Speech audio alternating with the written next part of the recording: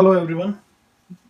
In this video we'll discuss reinforcement theory या drive reduction theory, need reduction theory. ये Clark हल की theory है जिनका जो बर्थ है वो हुआ था 1884 में और डेथ हुई थी 1952 में. तो चलिए इसको देख लेते हैं. This theory was propounded by Clark Hull 1884 to 1952.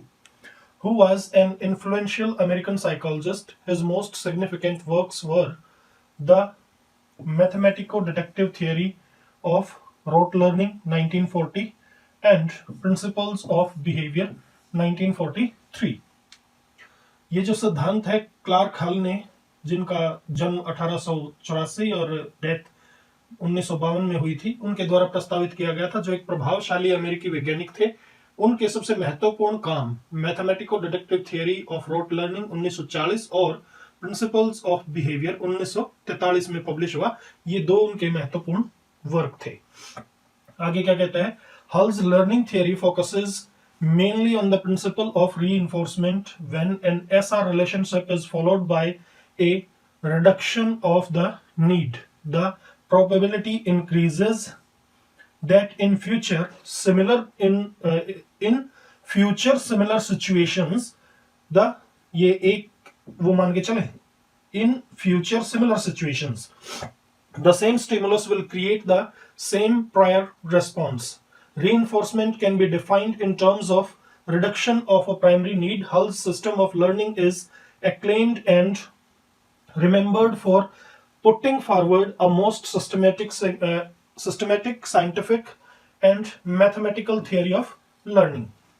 क्या है कि हल के जो सीखने का सिद्धांत था वो मुख्य रूप से पुनर्बलन के सिद्धांत पर केंद्रित है. जब आवश्यकता की न्यूनता के साथ एक SR रिश्ते का पालन किया जाता है तो यह संभावना बढ़ जाती है कि भविष्य में इसी तरह की स्थिति में एक ही उद्दीपक वही प्रतिक्रिया देगा. प्राथमिक आवश्यकता को कम करने के संदर्भ में पुनर्बलन को परिभाषित किया जा सकता है. हल की सीखने की प्रणाली को सीखने के लिए सबसे व्यवस्थित वैज्ञानिक और गणितीय सिद्धांत को आगे बढ़ाने के लिए प्रशंसित और याद किया जाता है. आगे कहता है ये, Hull's theory rejected the trigger-like mechanism of stimuli response advocated by Thorndike and introduced the concept of intervening variables between S and R. S यहाँ क्या है? Stimuli और R response. ध्यान रखिएगा. S and R, the things within the individual definitely act and react with what is received in terms of stimuli from the external environment before emitting of an overt response. He termed the environmental influences upon the individuals as inputs and his responses as outputs, and what goes from the individual as processes. जो individual से जाता है उसे process वो मानता था. तो क्या है? हल के जो सिद्धांत है उसने थॉर्नडाइक द्वारा समर्थित उत्तेजना प्रक्रिया के ट्रिगर जैसे किसी तंत्र को खारिज कर दिया और S और R के बीच अंतरण करने की अवधारणा की शुरुआत की. व्यक्ति के भीतर चीजें कोई स्पष्ट प्रतिक्रिया देने से पहले बाह्य पर्यावरण से प्राप्त उद्दीपकों के साथ निश्चित रूप से कार्य करती हैं. उन्होंने व्यक्ति के ऊपर पर्यावरण के प्रभावों को इनपुट, उसकी प्रतिक्रियाओं को आउटपुट और जो कुछ व्यक्ति से निकलता है उस चीज को प्रक्रिया उन्होंने कहा है. आगे ये जो फिगर दिखा रखा है, चलिए इस फिगर को भी मैं आपको समझा देता हूं. इसमें थोड़ा सा क्लियर नहीं है, आप अपनी बुक जो है वो ले लें, बुक में ये अच्छे से समझ में आपको आएगा. ये जो यहां पर ये चीज है, ये क्या कहा गया है? Homeostasis, A state of biological equilibrium. ये है जैविक संतुलन की अवस्था. उसके बाद बैलेंस इज डिस्टर्ब्ड. यहां जैविक संतुलन की जो अवस्था है वो, फिर उसका बैलेंस डिस्टर्ब्ड होता है. बायोलॉजिकल नीड उत्पन्न होती है, जैसे हंगर हो गया या थ्रस्ट हो गया, भूख प्यास कुछ भी जो है, फिर आगे इसने कहा है need gives rise to drive, जो चालक है उसको need gives rise to drive, चालक को उत्पन्न करती है। फिर आता है जो जरूरत है वो चालक को उत्पन्न करती है। फिर आता है drive internal state of tension. अब क्या है, जो तनाव की इंटरनल स्टेट ऑफ टेंशन, तनाव की आंतरिक अवस्था यहां पर आ जाती है। और यहां ये है, ये तो वो बता रखा है ना, organism motivated to satisfy drive. फिर ये जो ड्राइव है, जो चालक यहां जरूरत ने उत्पन्न किया, उस चालक को जीव जो है वो संतुष्ट करने की कोशिश करता है। उसके बाद ये यहां पर आता है गोल डायरेक्टेड बिहेवियर या एक्शन टेकन। गोल डायरेक्टेड बिहेवियर मतलब उद्देश्य के प्रति निर्दिष्ट व्यवहार, या एक्शन टेकन, एक्शन टेकन मतलब यहां पर क्या एक्शन लिया गया। फिर ड्राइव रिड्यूस्ड, जब एक्शन ले लिया गया तो चालक जो है उसमें कमी आ गई। नीड सेटिस्फाइड, हंगर थ्रस्ट या जो भी है वो रिलीव्ड,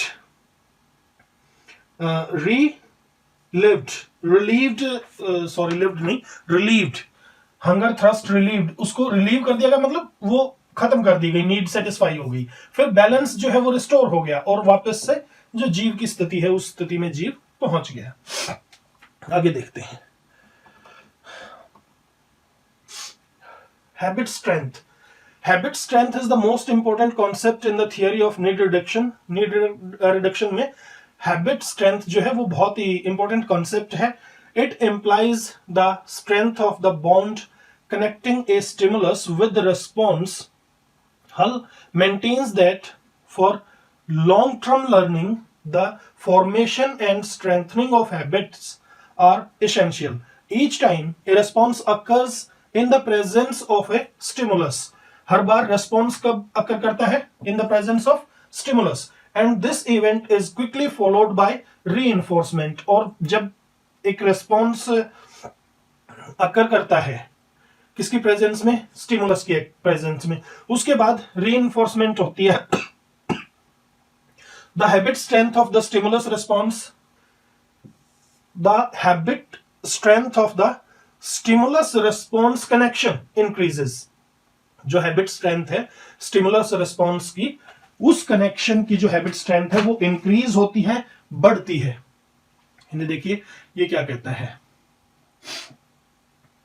जो हैबिट स्ट्रेंथ वाली बात थी उसमें क्या है, यहां से मैं आपको बता रहा हूं। इट इंप्लाइज, इसका तात्पर्य प्रतिक्रिया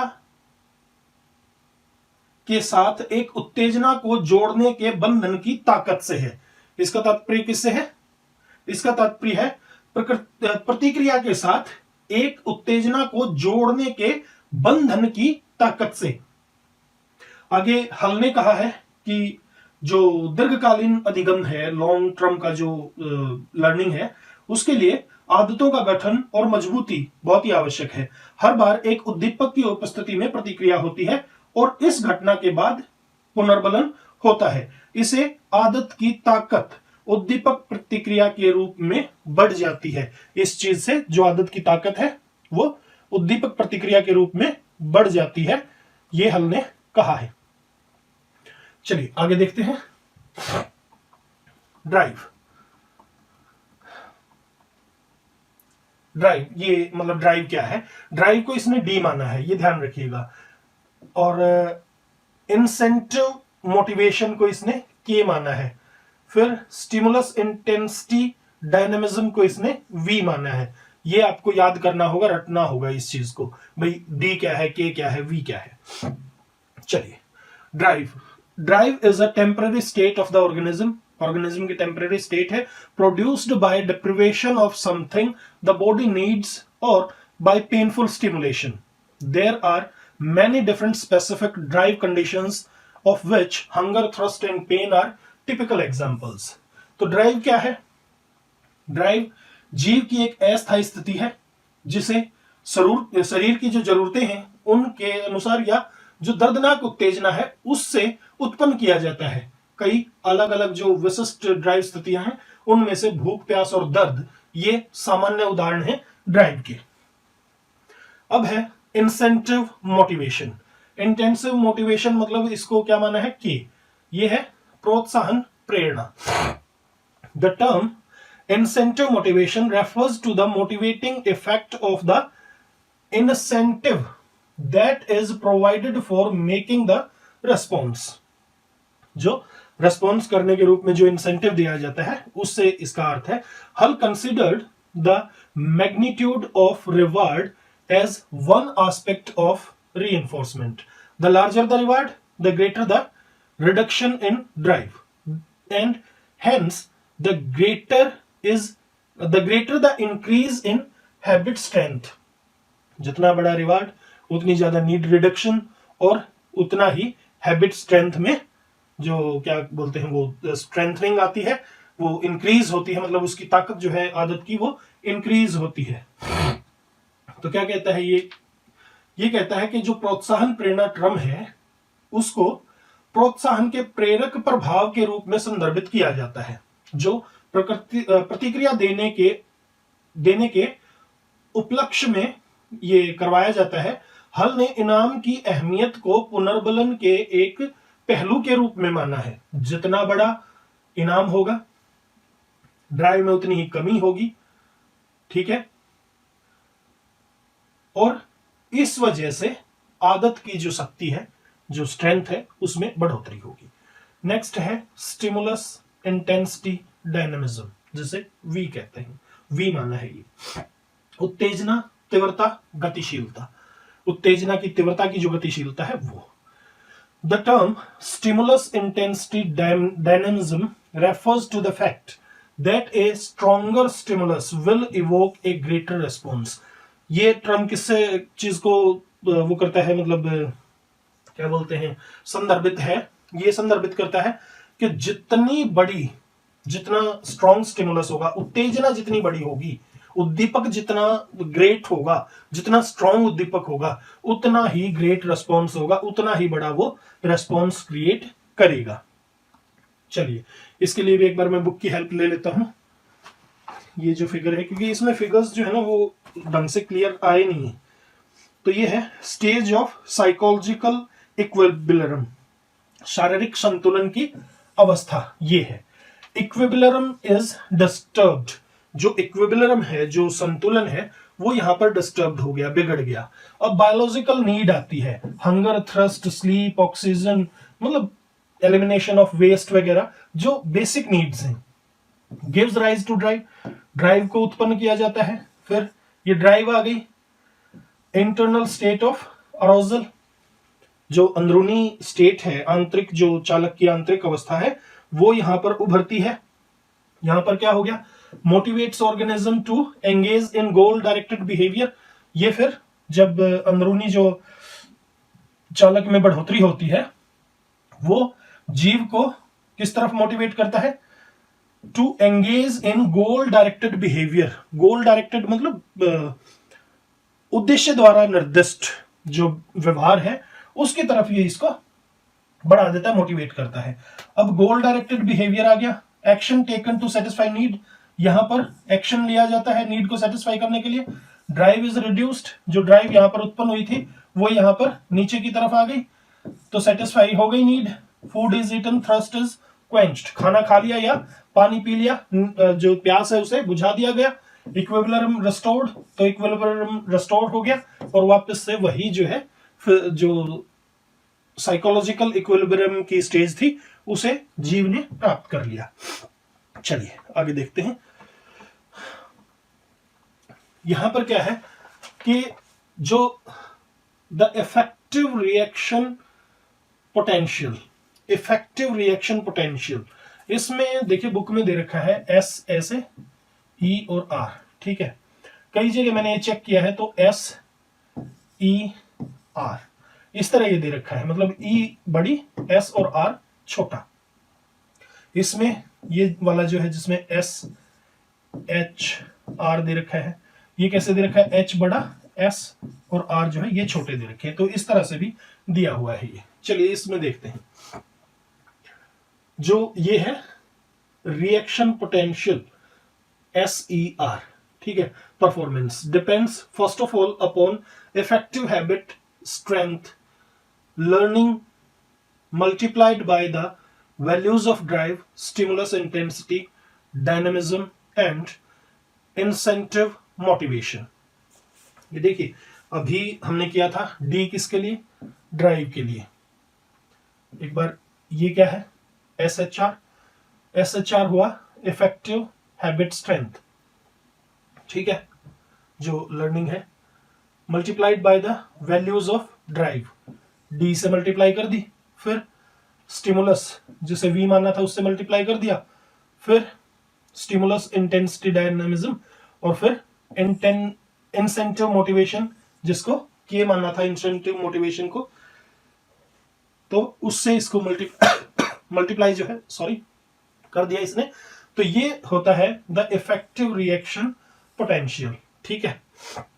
Thus, if either effective habit strength or drive or stimulus intensity dynamism or incentive motivation is zero, no response can be evoked. अगर यहां पर हैबिट स्ट्रेंथ जीरो हो या ड्राइव जीरो हो, स्टिमुलस इंटेंसिटी डायनामिज्म जीरो हो या incentive motivation, कोई भी एक चीज अगर जीरो हो तो नो रेस्पॉन्स इज इवोक्ड, कोई रेस्पॉन्स नहीं होगा क्योंकि सब कुछ फिर तो जीरो हो जाएगा. ओके, आगे देखते हैं. There are three kinds of variable in Hull's theory. आपको देखिए इस चीज को ज्यादा मतलब इस चीज की टेंशन में जाने की जरूरत नहीं है, बस ये याद रखिएगा SER इस तरफ है तो इस तरफ जो है SHR उसकी गुणा होगी ड्राइव से, V से और K से, ठीक है. बस इतना ही याद रखना है, ज्यादा याद रखने की इसमें जरूरत हमें है नहीं क्योंकि हमारा कोई थियोरेटिकल पेपर नहीं होना है इसमें. चलिए आगे देखते हैं. There are three kinds of variable in hulls theory. हल की थियरी में जो है तीन प्रकार के वेरिएबल होते हैं. पहला क्या है, इंडिपेंडेंट वेरिएबल, स्वतंत्र जो वेरिएबल है, वेरिएबल को या चर भी आप मान सकते हो, which are stimulus events systematically multiplied by the experimenter. ये क्या है, जिन्हें प्रयोगकर्ता द्वारा व्यवस्थित रूप से उनके साथ जो है छेड़छाड़ की जाती है. सॉरी, ये मल्टीप्लाइड नहीं है, मैनिपुलेटेड बाय, इसके साथ जो है छेड़छाड़ की जाती है. नेक्स्ट क्या है, इंटरवीनिंग वेरिएबल. इंटरवीनिंग वेरिएबल होता है जो बीच में डिस्टर्ब करे, क्या बोलते हैं उसको, हस्तक्षेप करने वाला variable. Which are process thought to be taking place within the organism but directly observable. ये ऐसे थॉट्स हैं, ऐसा एक प्रोसेस है ये जिसमें जो जीव है उसके अंदर विचार उत्पन्न होते हैं, लेकिन ये विचारों को आप क्लियरली डायरेक्टली देख सकते हो, ऑब्जर्व कर सकते हो. थर्ड है डिपेंडेंट वेरिएबल. देखिए डिपेंडेंट वेरिएबल क्या होता है, जिसका जो एग्जामिनर जो है, एक्सपेरिमेंटर जो है उसकी वो करता है, स्टडी करता है, ये वो वाला होता है, ये हमने पहले भी किया था. Which are some aspect of behaviour that is measured by the experimenter. आ गया ना, measured by the experimenter. experiment इनको measure करता है in order to determine whether the independent variable had any effect or not. जो independent variable है इसके ऊपर कोई प्रभाव पड़ा या नहीं, तो इनको measure किया जाता है, dependent variables को measure किया जाता है, ठीक है. आगे देखते हैं implications of Hull's theory in education. Education में हल की थियरी की जो implications हैं, जो लागू करने वाली बात है, वो आती है यहां पर. चलिए शिक्षा में हल का जो सिद्धांत है उसके प्रभाव क्या क्या है देखते हैं. Hulls theory attached sufficient importance to the needs, drives, incentives, reinforcement and adequate motivation for achieving satisfactory results in the process of teaching and learning. हल का जो सिद्धांत है उसने शिक्षण और सीखने की जो प्रक्रिया है उसके अंदर संतोषजनक परिणामों को प्राप्त करने के लिए जरूरतों, ड्राइव, प्रोत्साहन, पुनर्बलन और पर्याप्त प्रेरणा पर पर्याप्त महत्व दिया है. उन चीजों के ऊपर मतलब महत्व हल ने दिया है. Hull's theory tried to extend the concept of reinforcement which was considered only in terms of reward and satisfaction. हल से पहले आई एम सॉरी हल से पहले जो रिवार्ड और सेटिस्फैक्शन जो है, Hull's theory try to expand the concept of reinforcement. जो रीइंफोर्समेंट का जो कंसेप्ट है उसको इसने एक्सटेंड करने की कोशिश की है, जिसे इससे पहले सिर्फ किन टर्म्स में समझा जाता था कि रिवॉर्ड और सेटिस्फैक्शन की टर्म्स में ही समझा जाता था, उसके अलावा कुछ नहीं। बट हल स्टेटेड दैट एस्केप पेन, दर्द से बचना या पनिशमेंट से बचना, एस्केप पेन और पनिशमेंट और to reduce need is also a kind of reinforcement. ये भी एक तरह का रीइंफोर्समेंट है। देखिए, इनाम ना मिले, सेटिस्फैक्शन ना हो, कोई बात नहीं है, लेकिन आप पेन से बच गए, पनिशमेंट से बच गए, तो ये भी एक तरह का क्या है, ये आपकी जरूरत पूरी होगी। ये हल ने कहा कि ये भी एक तरह का रीइंफोर्समेंट ही है। Hull's theory laid great emphasis on the formation of good habits as a means of the learning of desirable behaviour. Hull's theory laid great emphasis on the formation of good habits. Good habits की formation के ऊपर हल की theory ने बहुत ज्यादा emphasis दिया है। As a means of the learning of desirable behaviour, कि एक साधन है किस चीज का, जो डिजायरेबल बिहेवियर है उसकी लर्निंग का ये एक साधन है। क्या चीज? Good habits, formation of good habits. Next कहता है, Hull's theory emphasize the need for proper rest and other measure to reduce the ill effects of fatigue in any act of learning. The principle of work and appropriate rest may thus be said to have evolved as a result of the experimental findings of this theory. जो हल का सिद्धांत है उसने क्या किया है, हल के सिद्धांत ने सीखने के किसी भी कार्य में थकान के दुष्प्रभावों को कम करने के लिए उचित आराम और अन्य उपायों की आवश्यकता पर जोर दिया। इस सिद्धांत के प्रयोगात्मक निष्कर्षों के परिणाम स्वरूप काम और उचित आराम करने का जो सिद्धांत है वो विकसित किया जा सकता है। आगे ये कहता है, hulls system of learning advocated the following chain sequence for improved results in teaching learning process.